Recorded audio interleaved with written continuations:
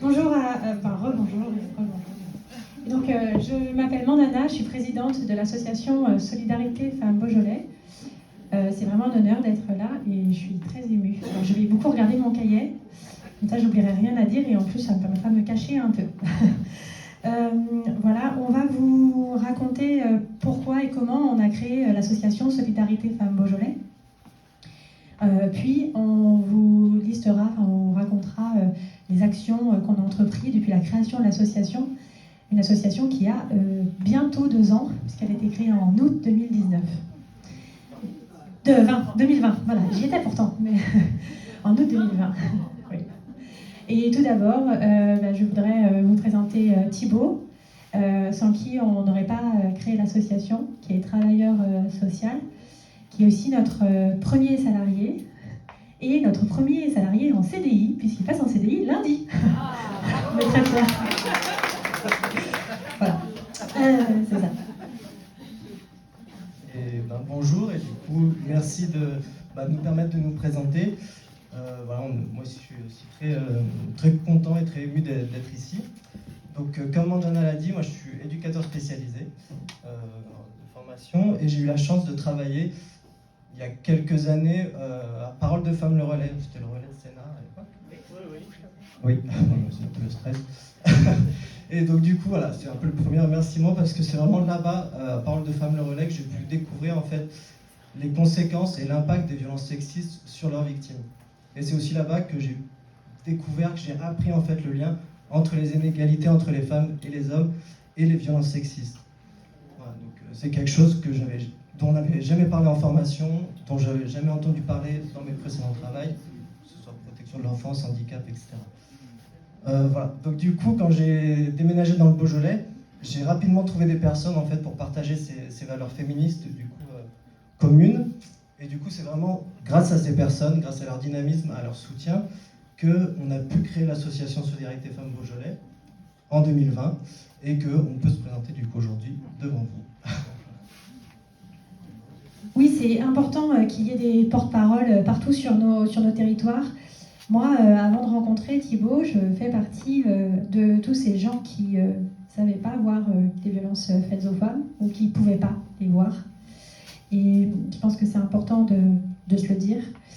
Oui, partout en France, des femmes sont victimes de violences parce qu'elles sont des femmes. Oui, ça existe. Il y a des violences qu'on ne veut pas voir, dont on n'ose pas se plaindre, des violences qui marquent, qui bouleversent et des violences qui anéantissent. Du coup, on a remis un chiffre, bon, vous les connaissez les chiffres, mais on aime bien les rappeler un peu à chaque fois, surtout celui-là, parce que moi c'est quelque chose qui m'avait marqué quand je l'ai appris. 50% des féminicides se passent en zone rurale, alors qu'il n'y a que 30% de la population qui y habite. C'est pas parce qu'à la campagne ou à la montagne, enfin qu'en zone rurale, pas parce qu'on est plus violent, parce qu'il y a plus de violence, mais c'est surtout parce qu'en fait les violences conjugales notamment durent plus longtemps. C'est-à-dire que les femmes qui sont victimes de violences sont beaucoup plus isolées et éloignées des points d'accès au droit classiques. Donc c'était vraiment ça la première observation qui nous a vraiment conduit à nous mobiliser sur notre territoire du Beaujolais. Oui, la question des territoires ruraux, c'est une question importante. Notre association, en fait, elle est implantée entre Lyon et Mâcon. C'est un territoire composé de petits villages. C'est chez moi, c'est chez nous, c'est la campagne et vraiment c'est très très beau. Et puis on y trouve plein de choses super, il y a beaucoup de solidarité, mais pas vraiment pour ces choses-là.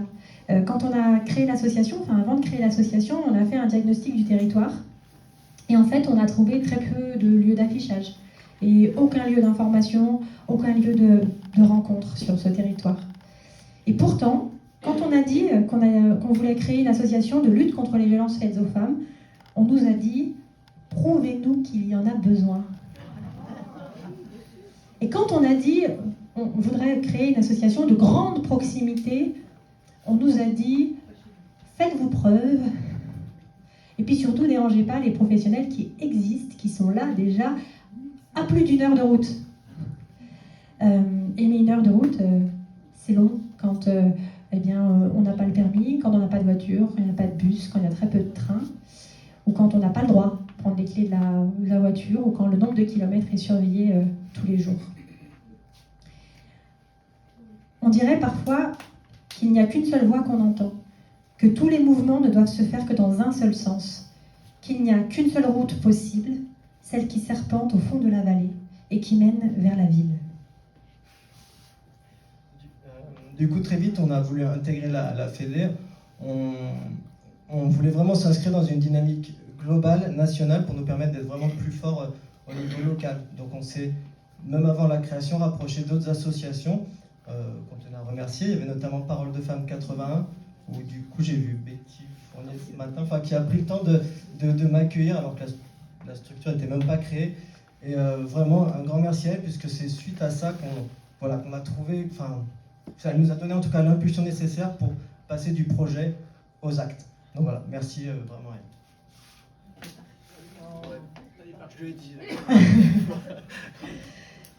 Et puis aussi, on voulait remercier les associations de Lyon, puisque j'ai échangé très souvent avec Marie de Filation, qui a soutenu notre projet dès les débuts. Et puis, on a pu compter sur un soutien très important de Vifil. Elisabeth, au début, a voulu débaucher Thibaut. Elle a voulu l'embaucher à Lyon.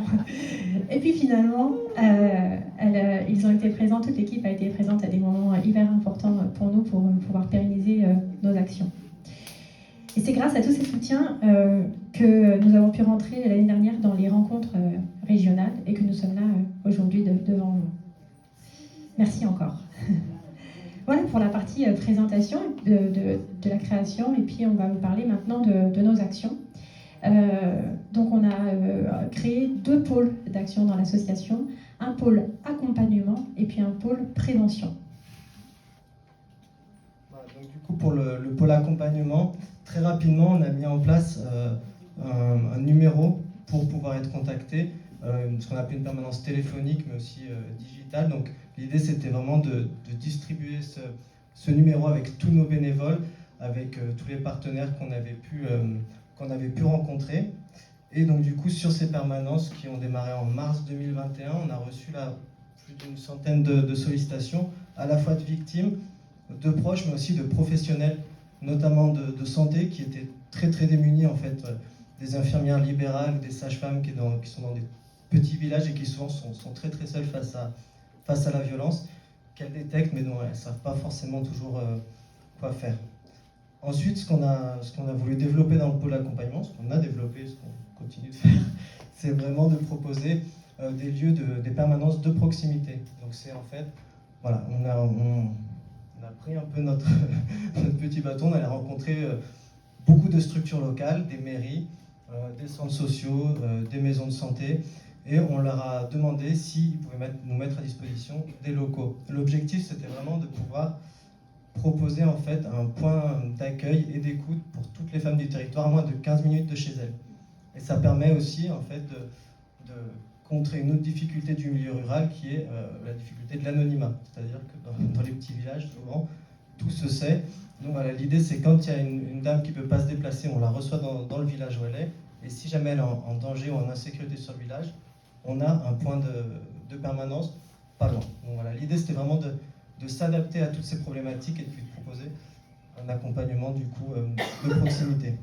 Voilà, aujourd'hui, on en a entre 10 et 12 sur tout le Beaujolais. On avait fait une petite carte, mais pareil, on n'avait pas la place de la mettre.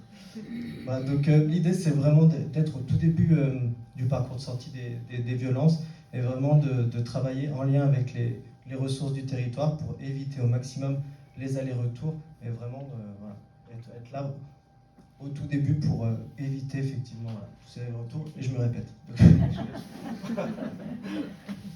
Oui, depuis l'année dernière, on a reçu plus d'une centaine de sollicitations.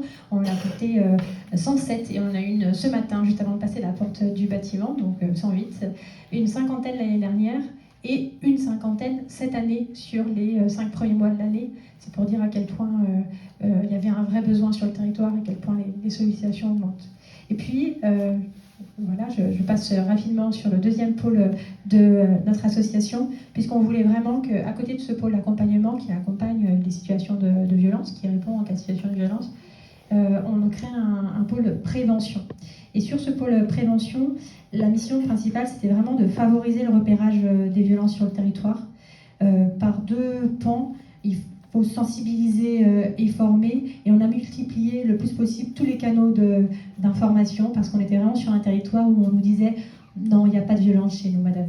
Non, non, ça n'existe pas. Il n'y en a pas. » Alors on est allé sur des radios locales, créer des petites chroniques de 3 minutes. On est allé sur les réseaux sociaux, on a contacté et on contacte régulièrement les journaux locaux. Et puis 2 fois par an, eh bien, on fait des marchés. 6 à 7 marchés grâce à nos équipes de bénévoles, où on distribue le plus possible de flyers et on va à la rencontre des gens pour répondre aux questions et puis échanger ensemble. On a aussi créé un petit module de sensibilisation de 2 heures qui permet de se mettre autour d'une table et puis de se poser des questions sur les violences conjugales en particulier, savoir comment repérer les situations de violence et quoi faire une fois qu'on a un doute, une fois qu'on a détecté une situation difficile, qu'est-ce qu'on fait. On a créé une quinzaine de sessions depuis l'année dernière, ça fait à peu près 80 participants, dont la moitié sont des professionnels du médico-social. Et on est très sollicité à ce sujet-là. On sent que vraiment dans les territoires, les citoyens, les habitants ont vraiment envie de s'emparer de ces questions-là et d'être partie prenante de la lutte contre les violences faites aux femmes. Et puis, c'était important pour nous de se rencontrer, d'échanger, de créer des moments où on peut faire ensemble. Et donc, on organise une rencontre par mois entre mars et novembre qui sont ouvertes aux adhérents, aux adhérentes, mais aussi aux personnes qui sont victimes de violences, où chacun vient sans étiquette, de façon à pouvoir créer des liens et des ressources sur le territoire et lutter contre l'isolement, qui est à la fois un facteur d'aggravation des violences, mais aussi une conséquence des violences. Voilà, donc on fait des pique-niques, on va à des expos, on fait des ateliers d'expression artistique, mais aussi des ateliers qu'on appelle de compétences. On avait des ateliers autour de l'écoute active. Finalement, c'est quoi s'écouter? C'est des choses qui sont importantes. Et puis des ateliers, par exemple, non mixtes sur du bricolage, parce que c'est important de pouvoir mettre à disposition ces compétences-là. Et puis, on se mobilise au moment des événements importants de l'année, le 8 mars, le 25 novembre. Et puis chez nous, le Marathon international du Beaujolais, si vous voulez nous rejoindre. C'est un événement très festif au moment de la sortie du Beaujolais nouveau. Et on a des gens qui viennent à travers le monde pour faire le Marathon international du Beaujolais.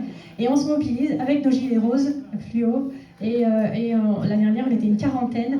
Et cette année, on vise le projet de faire 1000 km tous ensemble pendant le Marathon du Beaujolais le 19 novembre. Vachement